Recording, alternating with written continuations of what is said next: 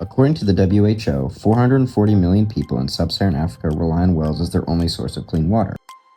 However, according to WellAware, water wells in the same region can have a failure rate as high as 60%. When we learned this, we knew we wanted to do something to help, and that's when AquaScope was born. Through extensive research, we discovered that many of these wells are built without comprehensive land surveying or access to reliable geographic information. Drilling teams consult locals for advice on where to drill, but often overlook features like topography, soil type, and other factors that affect groundwater because they don't have an accurate way of measuring them.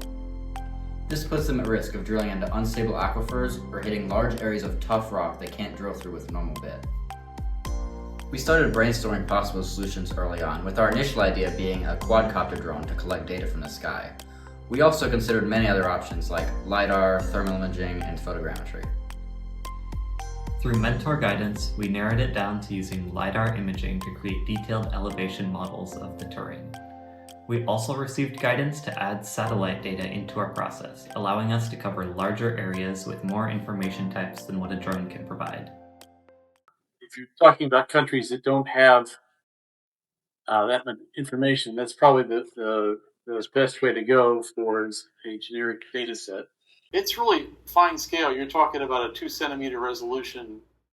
So unless you're using a LiDAR on that drone, it's not going to penetrate any vegetation that you have.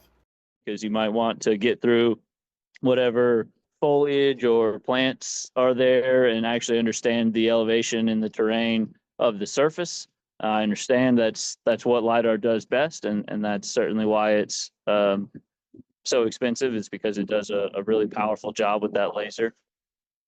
But the road from that concept to a working model was not a straight line.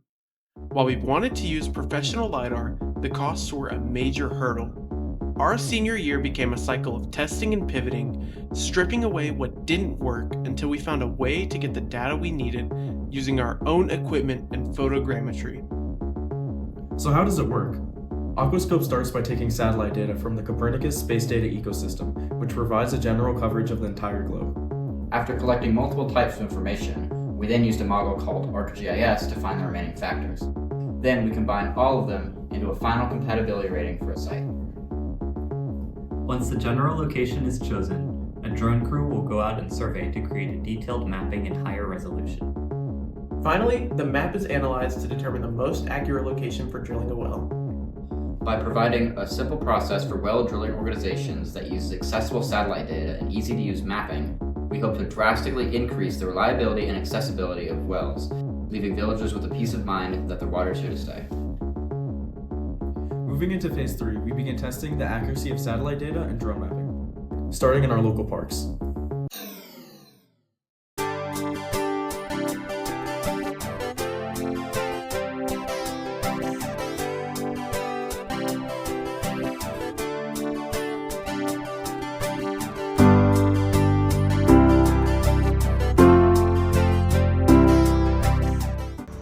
We're here today at Reedy Creek Park making a digital elevation model of the terrain.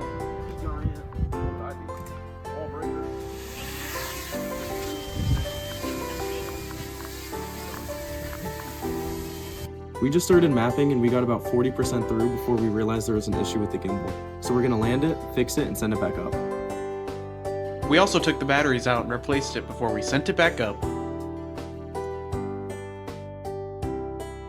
So we just finished fixing it and sent it back up. Hopefully the rest of the scanning goes well.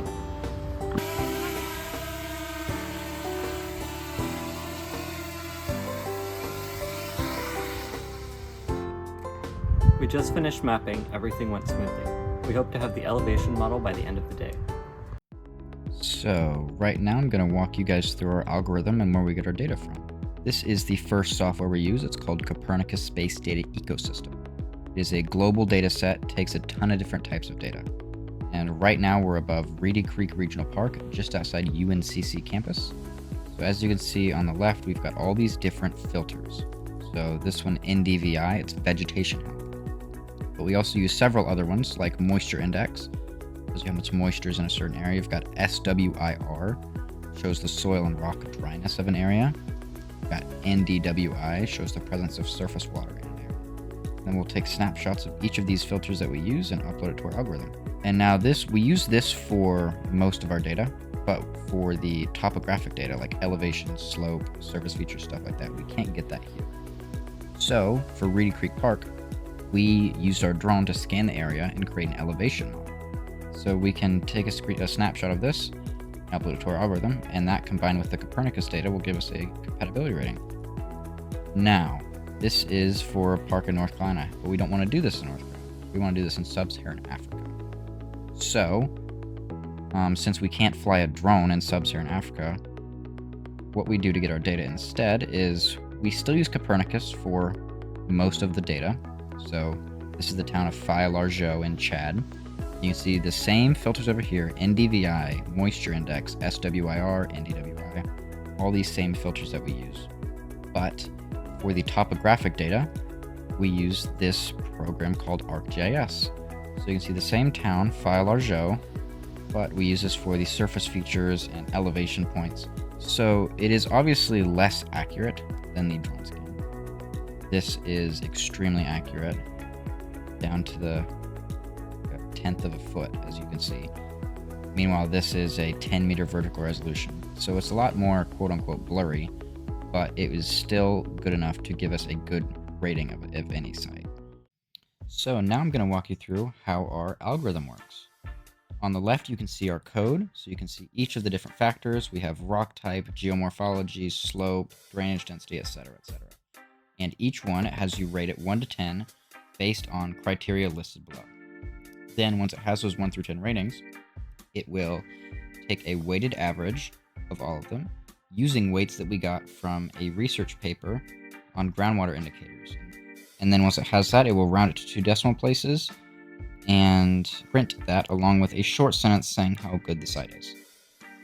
And on the right, you can see the AI assistant. And this is a built-in AI analysis system that can run your code for you. So the first thing I do is make sure I can access my code, which it can. And then I upload the satellite data. In this case, I use the Reedy Creek Park data that I showed you before. And I have it run the code. So it tries a few different things, but it does work. And as you can see, it gives each of the 1 through 10 ratings, how it got to that conclusion, and then the final output. So it says the well site compatibility rating is 8.92. This is a great site, and it is 9 out of 10 rating. It makes sense. It's a park. It's got a lot of water, a lot of vegetation. Again, this was for Reedy Creek Park, but taking whatever snapshots of data from anywhere in the world, I can do this for literally any place in the world. Very quick, very easy. It can be used worldwide.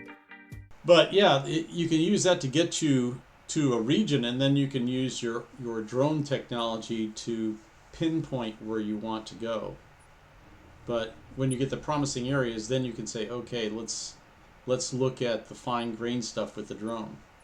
So I think you're on the right track with that. Yeah, definitely. After months of development and testing at local parks, we took AquaScope to our in-house expo. The experience gave us 3 major takeaways. First, we realized we had to bridge the gap. We're deep into the technical side of LiDAR and satellite data, but for an inexperienced audience, this jargon doesn't allow them to understand anything. Second, we learned to incorporate the audience through a hands-on simulation. We built a physical model that challenged people to do exactly what drilling teams in Africa often have to do: use guesswork to find water. And finally, be confident. We spent so much time pivoting and stripping away costs that we forgot how far we'd actually come. Seeing the interest from our peers proved that AquaScope isn't just a senior project, it's a viable path towards water security. Our work began by looking at a major problem. Too many wells go dry way too early. We've shown that by using open source data and a better workflow, we can make finding water more reliable and much more affordable. As we finish this part of AquaScope, the objective is clear. We want to make sure that when a community drills for a well, they have the data to back it up, and a water link that will endure for generations.